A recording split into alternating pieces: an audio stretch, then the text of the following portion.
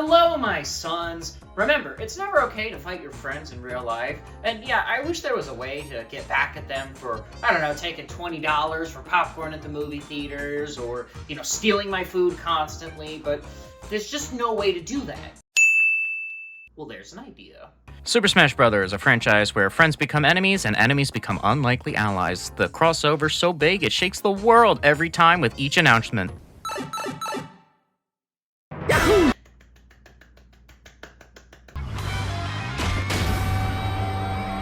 Let's go! Just gonna add that to the earthquake counter.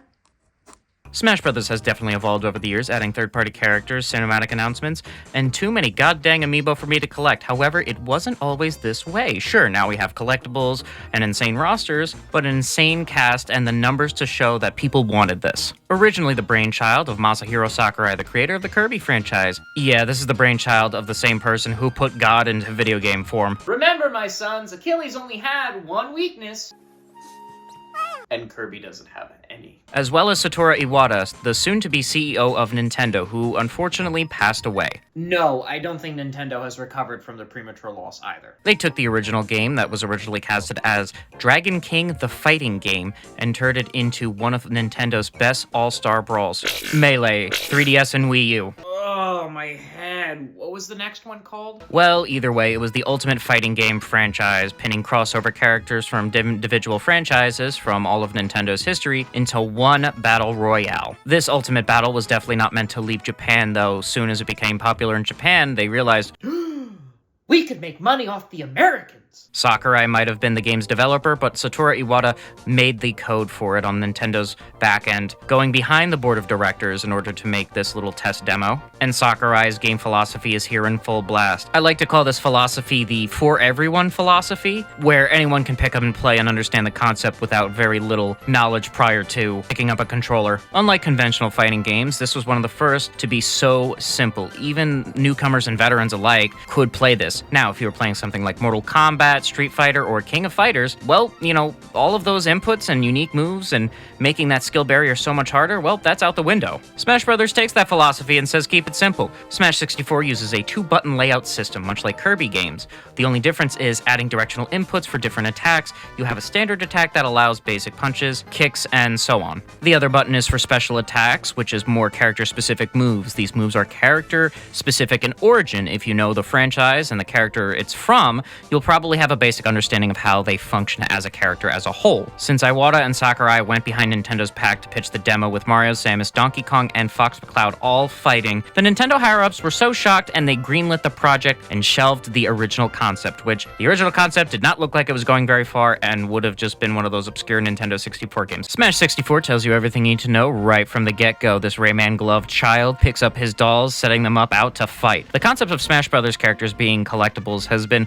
throughout the entire series life, trophies, stickers, basically PNGs with a bloom filter, and that is fine, but this was so subtly done. It's very tasteful and doesn't really affect the main gameplay. It's kind of more of just a lingering thought. Also, it kind of just helps set the characters in a leveled playing field, seeing as one of the characters is a brutal space warrior whose parents were brutally murdered by a giant space dragon with a knife for a tail, and a plumber who defies stereotypes on a daily basis. The intro itself is epic and pisses in the face of anyone who thinks Super Smash Bros. Is just for kids. With Mario and Kirby clashing at the end, it made every kid hold their hand over their heart and check to see if they felt puberty for the first time, with the rest of the characters clashing, with 4 unlocks popping up after that. You may or may not have unlocked them. They will be silhouettes if you haven't, and the character icons will just be there if you did. With the Smash logo appearing in awe to everyone wondering what this modernistic logo is supposed to mean. According to an interview with Masahiro Sakurai himself, it symbolizes the 4 players of Smash, with the cross representing the crossover of characters,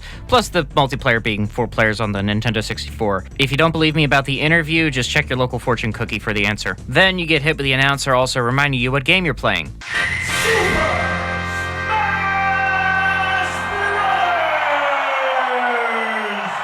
Yeah, alright! Wow, that was really grand for a Nintendo 64 game. That was awesome.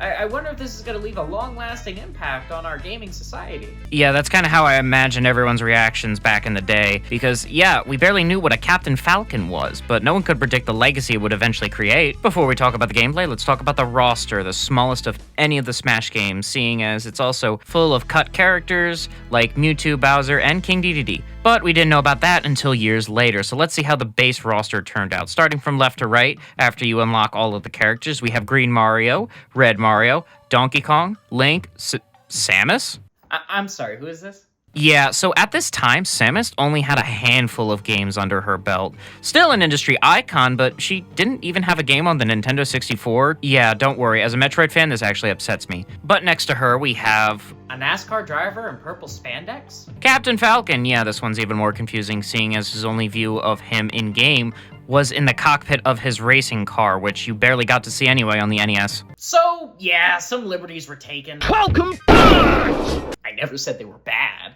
Unless you decided to read the manual, but no one really read that back then, so it almost gives the excuse of why modern gaming doesn't have manuals anymore. I'm kidding. Please bring back the manuals. A little bit of effort could make a guy feel really loved in this day and age. After that, we have Ness, a literal child from a cult classic RPG on the NES that no one really played outside of Japan. Do I need to call Child Protective Services? He's from Earthbound, a game franchise that barely left Japan. Then we have Yoshi, Kirby, Fox McCloud, and yes, he was fairly famous at this time, seeing as Star Fox 64 actually released a few years before Super Smash Bros. Nowadays, though, this is his last outing. Why does Nintendo make it so hard for you to be a fan of anything outside of Mario, Zelda, and Pokemon? Lastly, we have Pikachu and Jigglypuff, or as I like to call him, Puff Daddy. Yeah, a lot of these fighters, though, do suffer from a case of please be nice to the programmer. A good example of this is Jigglypuff reusing Kirby's model and Puff animation, making copy and paste a lot easier. Another case of this is definitely Mario and Luigi, because there is virtually no difference between the two. Mind you, this was also before the GameCube, before Luigi had a distinct identity in Luigi's Mansion. Everyone else, I would say, falls under the unique category, though. Yes, even Donkey Kong, but he just kind of punches, because what else is a giant gorilla supposed to do? But most people wouldn't suspect that Captain Falcon actually repurposed the original models from Dragon King. The roster itself is actually fairly balanced, though, considering it was one of the first. No one really had any insight on development until people later decided to ask questions. Even after finding out the cut characters, people were still pretty pleased with the roster overall. Regardless of the cut characters, how do the characters in Smash 64 control? Well, Smash Bros. As a series makes you feel like playing as that character, and even though Smash 64 achieves this, I feel there's a lot more room for improvement just because it was the first one, and obviously there is a lot of Nintendo 64 jank here. Mario does have his fireballs, Kirby does have his suck ability, and Captain Falcon has a... what? Welcome back! Oh, that's right. Each character, though, does specifically feel like you're playing as that character with subtle references and the jank of the Nintendo 64 era, giving a nice retrospect. It takes you back to the past, and even though it does break from the immersion, it makes it all the more enjoyable. And yes, some of the moves were indeed made up, like Captain Falcon's punch and Donkey Kong's other punches. Yes, you can tell what characters got a lot more development time in them and a lot more love and attention, but there is love and attention sort of in the character bios. These are cool little additions. This was before trophies were a thing, so you basically get them all at the start of the game or when you unlock the characters. The character bios are usually nice, but I mean, the games cause a little confusion because Mario Kart and Super Mario Kart for Mario are both referenced here. Like, you didn't have other game titles to choose here. Also, mind you, it's not like that for Luigi either. He actually has 3 unique games. Also, Pikachu's entry is just the Pokedex entry, which would be fine if Jigglypuff's was the same, but no, Jigglypuff's is unique. So as the player, I feel a sense of confusion, like this was rushed or it was just laziness. I love, though, how every single game appears for Samus because she only had 3 games at the time. The gameplay is still Smash Bros. Overall. I truly enjoyed coming back to this. Sure, it is janky though when you fall off stage, or even try to pick up an item, it just feels a little off. This game still has many items to offer though. Pokeball summoning Pokemon from the Kanto region because that was the only region at the time, the hammer from Donkey Kong, the fire flower from Mario, and of course the series staple Smash Bros. Exclusive home run bat.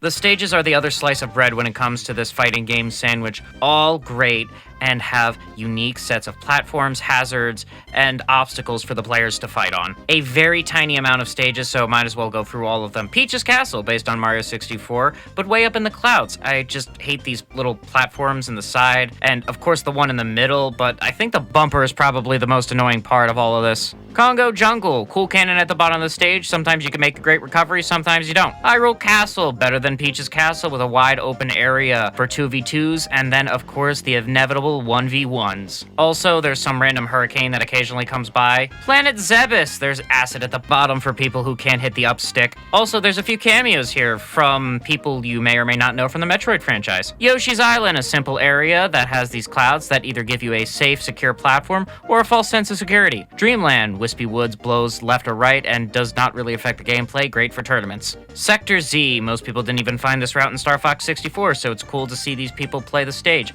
Also, the other ships blast you just for fun. Saffron City, a great city stage with elevators for these little random Pokemon from the Kanto region. Throw a Pokeball 2 in this match, and man, it's a slammin' time. Lastly, the game's only unlockable stage, Mushroom Kingdom from Super Mario Bros. On the NES, with the most unique stage gimmick, I think, in the entirety of the Smash Bros. Series, using warp pipes to go from one end of the stage to the other. It also has a POW block for some reason, even though that wasn't in the original Super Mario Bros., but sure. I love playing against computers as much as the next lonely dude, but the single-player experience is where it's really at for me. One of the only single-player modes that has 2 bonus modes that you can redo for fun and to unlock some stuff if you really wanted to, is all that's here for the single-player mode, so let's go through it. This will eventually be dubbed Classic Mode. It's a gauntlet of fights that test your skills, but my biggest gripe, and I feel like everyone else's gripe, is just the fact that you do the same fights over and over again. First is a fight with Link, Giant Donkey Kong, or a team of Kirbys, all leading up to a fight with Metal Mario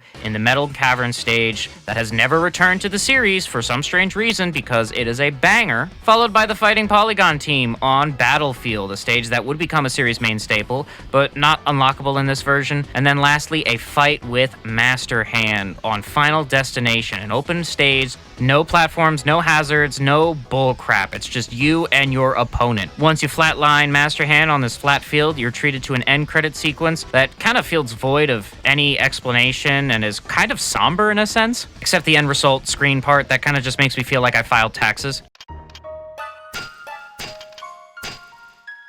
Those 2 side modes I mentioned before, board the platforms, one of the 2 mini games where you have to jump on platform to platform, get them all, and bam, you win. This has not returned since. Break the Targets, though, on the other hand, does actually return, and you can play this as a side mini game, of course, if you'd like. So yeah, a game mode about breaking the targets, where your goal is to break the targets.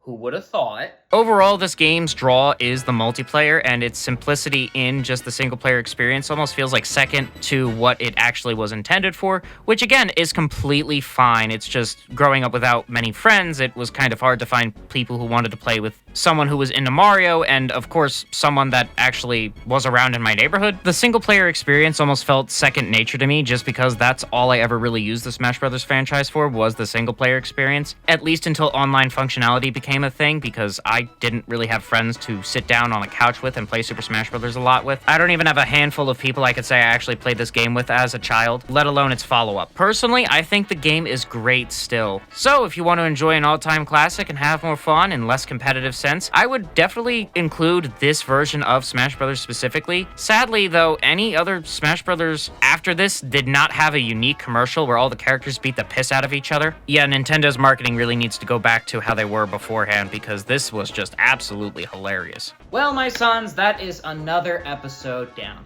But before you go, fun fact, your little health tip today. Baking soda was banned in horse races because it helps reduce muscle fatigue. You can take a teaspoon of it before you go to the gym as a pre-workout if you're running low especially, or you can mix it in with your other pre-workout. It's sodium bicarbonate, so just be careful of your sodium levels. But other than that, I mean, like, yeah, no, it was, a surprise to me, actually, reading a bit about this. And I've been using it for the past week, 3 weeks, however long, whenever this video comes out. It's been pretty good. Other than that, I would like to give a shout out to Kaz over on Instagram, because honestly, if I can't commission artists right now, might as well shout them out, because this one really stood out to me this week. There was a picture she had drawn of Mario and Dr. Mario fused on screen right now, And I'm gonna be honest, like, this actually shocked me, because I didn't think you could fuse two of the same people and make it look unique, but then, there you go. So eventually I'd like to commission her for a re-uploaded thumbnail of this video. So if you want to help me out, why not subscribe, like, comment, and I'd love to commission her. Other than that, have a wonderful day, guys. Bye.